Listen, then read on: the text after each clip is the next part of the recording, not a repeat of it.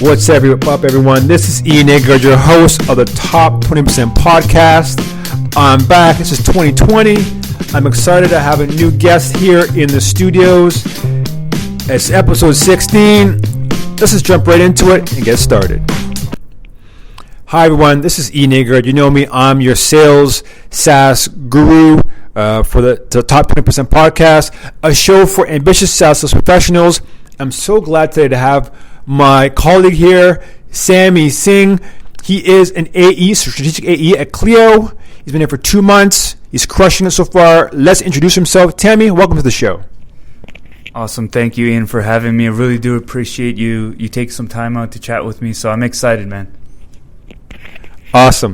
Now, this isn't the Joe Rogan show, so we're gonna we're gonna keep it clean. But I want to add value out of the gate for people. So, out of the gate, brief bio: Sammy's been crushing it. He came from Salesforce before working at Clío as an AE at Salesforce for many years, and also SAP. Of I'm sure other companies you can talk about. But let's jump into it, Sammy. From your experience for all your years in sales, SaaS sales, on different levels, what are 3 things you believe has contributed to your consistent success as a SaaS sales professional throughout your career? Awesome. That's a fire question, first of all. So in terms of the 3 things I believe that lead to consistent top sales performance, I'd say the first one is mindset. And what I mean by that is you got to have a mindset of being a problem solver. So we're not here necessarily to sell and push product, but what we're here to do is solve big problems for customers, right? And to vocalize that and to help guide them through the process of solving that problem. And I feel like if you have that mindset, that will lead to ultimate success in sales. The second thing I'd say is having a framework of how you run a sales cycle. I learned this the hard way. I scraped my knees a few times when I started in my career. But ultimately, when I moved to Salesforce, I really learned the Sandler sales methodology. There's multiple methods, there's multiple frameworks, but I feel like this one works best for me. Sandler really teaches you the way of how to qualify and run discovery calls on a sale to ultimately determine, is this worth pursuing, right? Is this a real deal?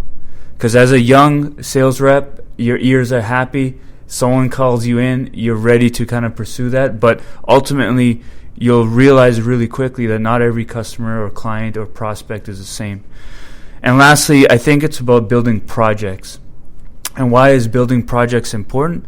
It's about creating consistent pipeline, right? Pipeline is one key area in the formula of success, and it's 3 parts. One is activity, pipeline, and then close deals. These 3 are the aspects to a successful, consistent top performance in sales. So having a mindset of building projects, not just large ones, but small ones as well. At Salesforce, we'd call these chess or checkers deals, will help you have consistent revenue month over month. And your sales manager will thank you for that, right? Because their forecasts are going to be more accurate. Because you're not just going to be 1 month killing it, but you'll be consistently killing it month over month over month because you have such a huge pipeline to choose from which projects you want to close now versus later. Wow. I can honestly say, of all the guests I've had on this show, that right there has been the mind-blowing best value. So thank you so much. Wow. I want to know more about that. I mean, tell me more about the Sandler training method. Sure. And building projects and how you learn that within Salesforce, or how that process worked. Was it a one-off session? Is it done every month? Do you read books on it still? Tell me more about that. So many successful sales company will provide tools to their reps. And one of the biggest tools at Salesforce was our own tool, which was Salesforce CRM. Now, the way we adopted Sandler was we actually built it into our opportunity fields. So we would log, for example, the defining moment of the project, what's changed for them, the red flags in a deal, the pain as well as the gain for the customer. We'll help define those.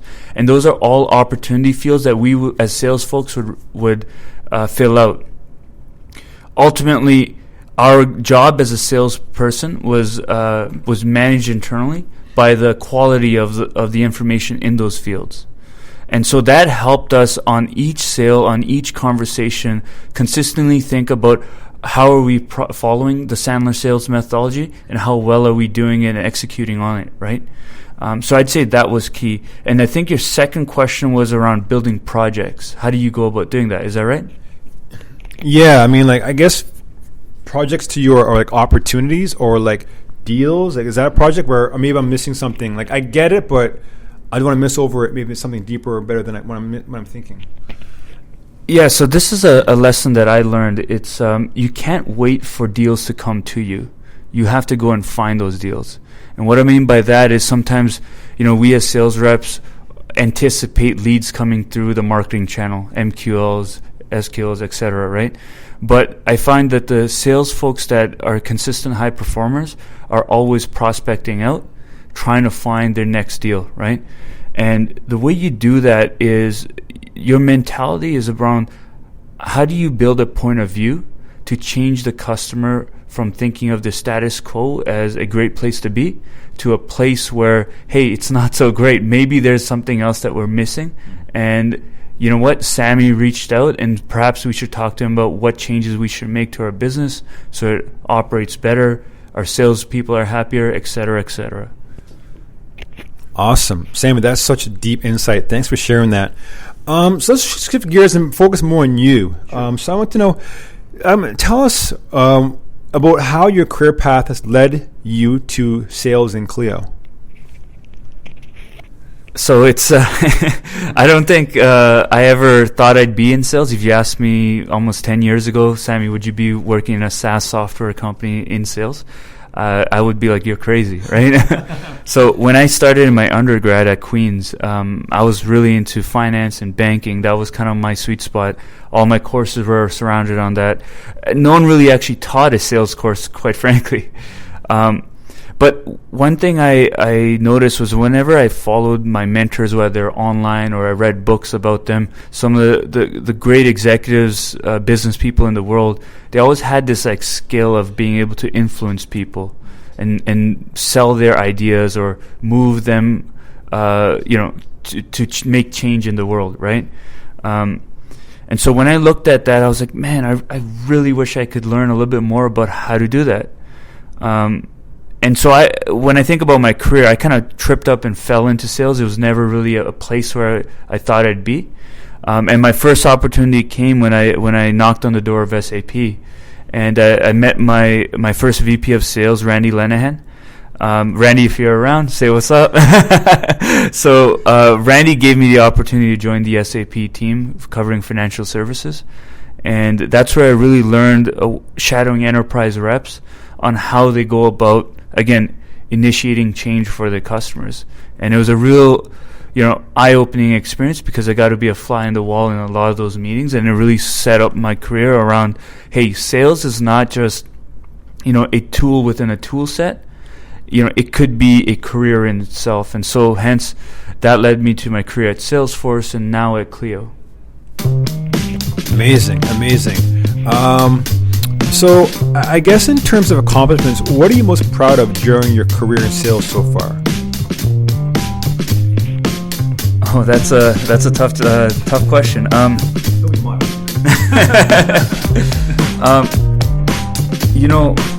I'd say the most proudest thing is being able to work and understand how real rock stars operate, right?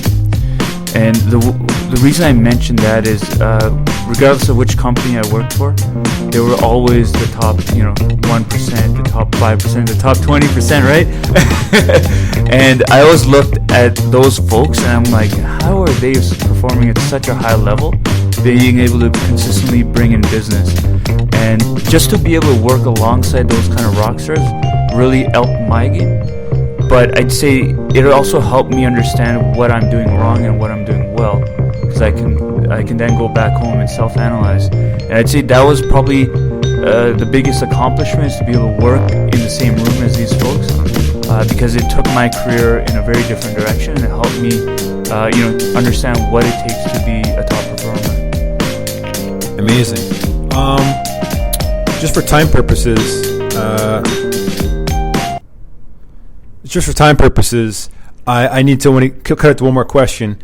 But this might be something that you can kind of reflect on. And it's not, when you look at yourself, because when you're a top performer, you can't work at Salesforce and SAP and not be a top performer, because I'm pretty sure Salesforce has a Brady clutch, like out the door, you're not really doing producing. And Clío has the same culture here as far as bringing in top performers.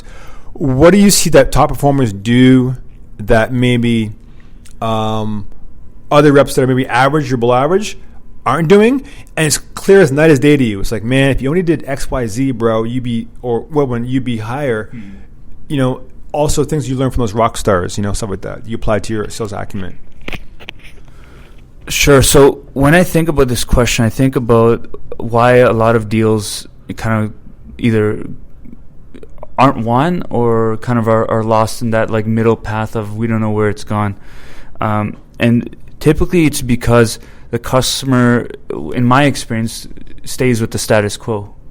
So when I think about, when I think about the best sales folks, I think their ability to build a point of view that challenges that status quo and that can change the way the customer is viewing the problem can help create urgency and drive that deal forward, right?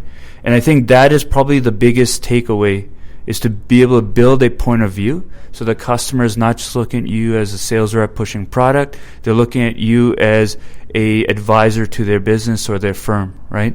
And I feel like even in my role today, that is kind of my job, is to build a point of view around an industry, around a problem that may have, and then be able to bring that to the customers. Because a lot of our prospects and clients, you know, they're busy day to day in their jobs. But where we add value is that we've seen the processes, what's worked and what hasn't across hundreds of different firms, just because we deal with hundreds of different customers on a monthly basis. So we can bring a level of experience, a level of knowledge that they can't just get from working within the four walls of their firm, right? Sammy, that's amazing. I think without a doubt you are the best guest I've had on my show so far.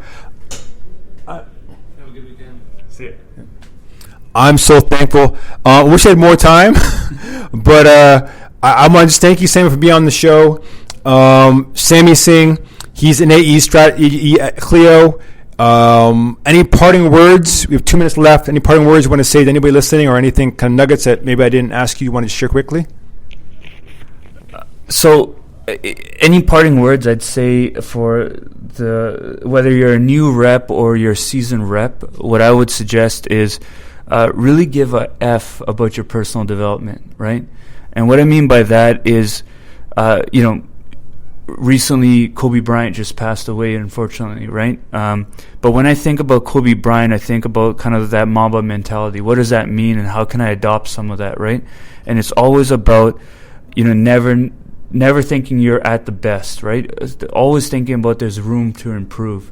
And when you have that mentality, you are able to reflect on, what's working and what's not, and be able to make adjustments as you go. The reality is, in sales, you're not always going to have a great month or a great year. So you got to build resilience, and you got to have a mindset around constant improvement to really help you get through those kind of low months or years, so you can come back, fired up around the next challenge that's around the corner. So I'd say that would be my parting words. And lastly, really look at this as, not just a job, but as something you're seriously, dedicated to performing.